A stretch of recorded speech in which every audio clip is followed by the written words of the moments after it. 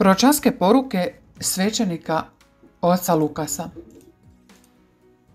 Donosimo njegove snažne poruke koje je primio izravno od Isusa. Posljednja poruka koju je primio prije smrti datira iz 2025.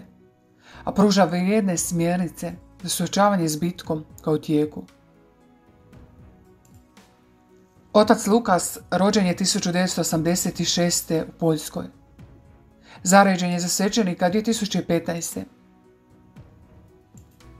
Pridružio se društvu katoličkog apostolata. Redu poznatom po misionarskoj predanosti. 2021. događa se velika prekretnica u njegovom životu. Na svom tijelu počeo pokazivati znakove Kristove muke. Ovaj svećenik imao je stigme. Te rane su se pojavljivale i svakog prvog petka u mjesecu. Istovremeno je počeo primati poruke izravno od Isusa svakog petka. To je radikalno promijenilo njegov život. Slavio mise ozdravljenja i oslobođenja. Tisuće vjernika su dolazili.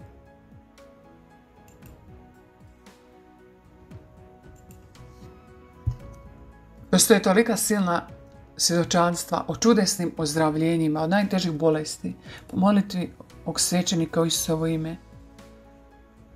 Gađala su se izvanredna iscijeljenja od teške bolesti, pa čak i do neplodnosti.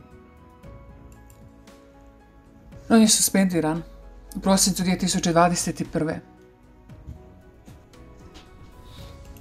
Crkvene vlasti izjavile su da su njegove tvrdnje o čudima, ozdravljenjima i stigmama neutemeljene. Ali znamo da su Božji uvijek napadani. On se protivio praksama pričesti na ruku i ulozi izvanrednih služitelja Euharistije. Govorio je da priče smije dijeliti samo svećenik koji ima posvećene ruke. I to ga dovelo u sukob sa crkvom. Nakon se detaljnije pogledaju poruke koje je primio,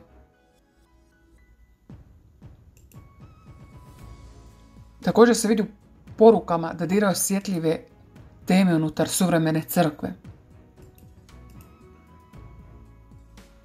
Porukama koje je primio otac Lukas, Isus izrazio duboku tugu zbog načina na koji se s njegovim tijelom postupa tokom svete mise. 7. travnja 2023. na Veliki petak rekao je: u mnogim hramovima moje tijelo se gazi. Svećenici ne koriste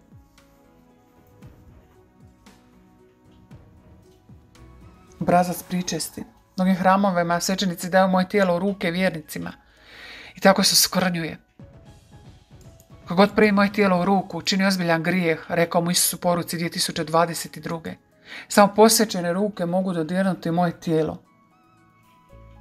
31. ožujka 2023. Isus mu je rekao: moji svećenici tijekom velike kuše ostavili su bolesne i umiruće bez sakramenata. Mnogi su se htjeli pomiriti sa mnom. 6. svibnja 2022. Biskupi poglavari počeli su živjeti raskošno, Isus govori, i daleko od mojih vjernika. Mnogi sveti svećenici su odbačeni. Ovi drugi uništavaju ono što je lijepo i plemenito iznutra. 16. rujna 2022. Isus mu je rekao: svećenici su u krizi. Svete mise se slave u žurbi. Mnogi ne vjeruju u moju stvarnu prisutnost. Možda su baš ove poruke o crkvi bile uzrok što je svećenik bio odbačen i bio pod napadom. 26. svibnja 2023. Isus mu govori: moje srce tuguje dok neprijatelj uništava moju crkvu prijevarnim promjenama. Sinodalni put će dovesti do velikog raskola. U veljači 2022. Isus mu govori: pogledaj što su učinili moji crkvi. Uništili su mi cijelu crkvu pod utjecajem zla. U srpnju 2022. Isus mu govori: danas mojoj crkvi treba ponovno rođenje i obnova. Nakazali su je oni koji njome upravljaju. O poruke kritiziraju trendove unutar crkve. Ili se razumiju napetosti koje su dovele do njegove suspenzije.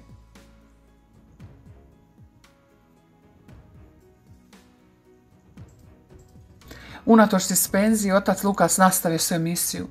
Osnovao je zajednicu milosrđa, po uzoru na rane kršćane. Zaštitnika izabrao svetog Padre Pija. Htio otvoriti kuću milosrđa, centra za molitvu i iscjeljenje. U rujnu 2024. imao izvanredno iskustvo, razdoblje kome nakon operacije. Ispričao je da je vidio viziju raja. Pokazano mu je čudo boravka u Božoj prisutnosti, ali mu je tada rečeno da još nije njegovo vrijeme došlo. 27. rujna 2024. primio poruku: Sine, hvala ti što si došao k meni, kako bi me mogao upoznati i slušati. U ovim posljednjim danima bio si ljepotu vječnog boravka sa mnom.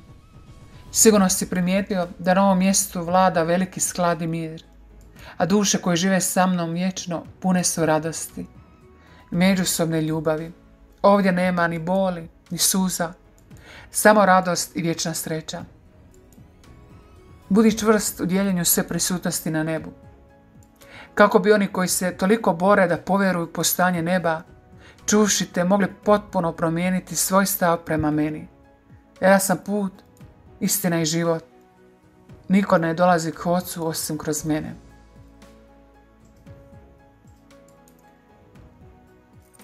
Put oca Lukasa nije bio lak. Slijedio Isusa. Bio je prognan od crkve, napušten i u patnji. Studenom 2024. primio poruku: Dragi moj sine, bol koji osjećaš je bol drugih koji se bore protiv bolesti koju ti preuzimaš na sebe. Prihvaćaš li patnju koja će postati veća, ali će pomoći ljudima koji pate i koji se obraćaju molitvama koje ti vodiš? Ovaj križ postaće blagoslov za ljude. I otac Lukas govori: poslušan sam ti u svemu. Ako je to tvoja volja, prihvaćam križ bolesti.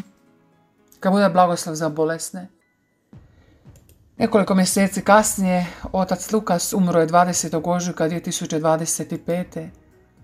nakon duge borbe s rakom. Imao je samo 40 godina. Svećenik ima utjecaj na zajednicu vjernika unatoč kontroverzama koje su ga okruživale.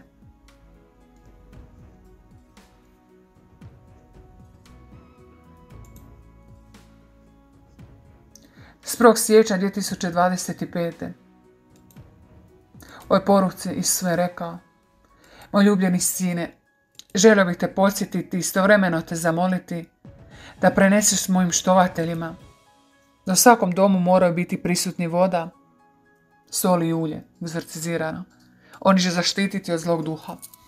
Svatko ko s vjerom koristi ove sakramentale bit će zaštićen od napada zlog duha, a kuće će postati nevidljive demonskim neprijateljima. U ožujku 2022. Isus mu je rekao kako blagoslovljena, egzorcizirana voda i sol trebaju biti prisutni u svakom domu. Da su to sakramentali koji štiti domove. U ožujku 2022. Isus je rekao da se u svakoj kući na prozoru izlaži slika Majke Božje, te da joj povjerimo svoje domove i cijelu zemlju.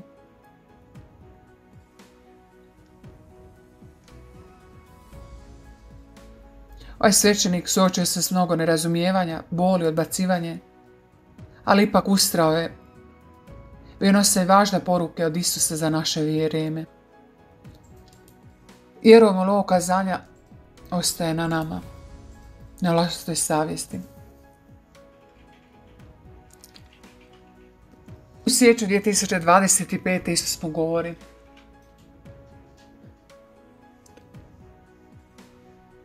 Molim tvoju zajednicu da se predaju mojoj volji, da žive radikalnim životom jednostavnosti i ljubavi jedni prema drugima.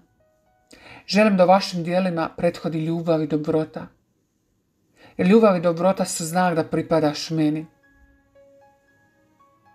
Molim vas da ne podlegnete svjetovnim stvarima, već da ostanete u mojoj ljubavi.